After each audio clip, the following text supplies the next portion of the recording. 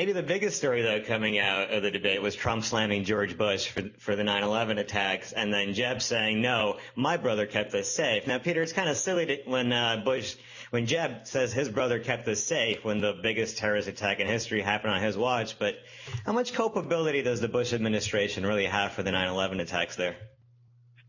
Well, the thing that's actually terrifying is that for a brief moment in that debate, Trump was the only one up there making sense.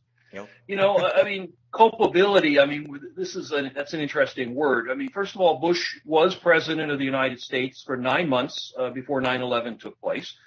And he had famously ignored the warnings from the intelligence services that bin Laden was planning to strike in the United States.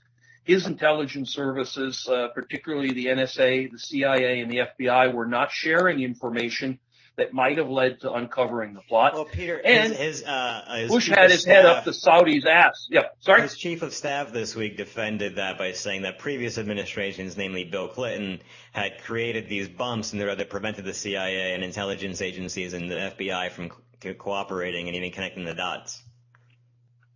Well, obviously, there had been over 200 years of presidency prior to George Bush stealing the election in 2000 and assuming the mantle. And absolutely, his predecessor, Bill Clinton, I'm sure had done things wrong.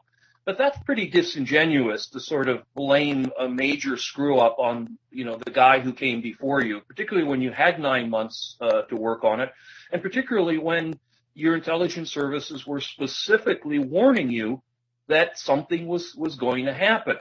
There was no doubt that the United States had a sense of something was going to go completely wrong.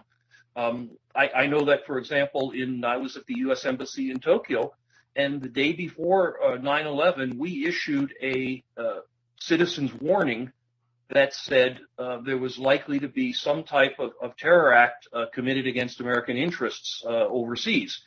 And that was based on information that came from intelligence services. It was publicly announced by us. There was stuff in the pipeline, and it was ignored by Bush, and it was on his watch. End of story. If Obama's going to claim credit for killing bin Laden, or God help us, fucking Hillary, you know, you can't pick and choose how these things work. You're either the guy who was there when it happened, or you're not.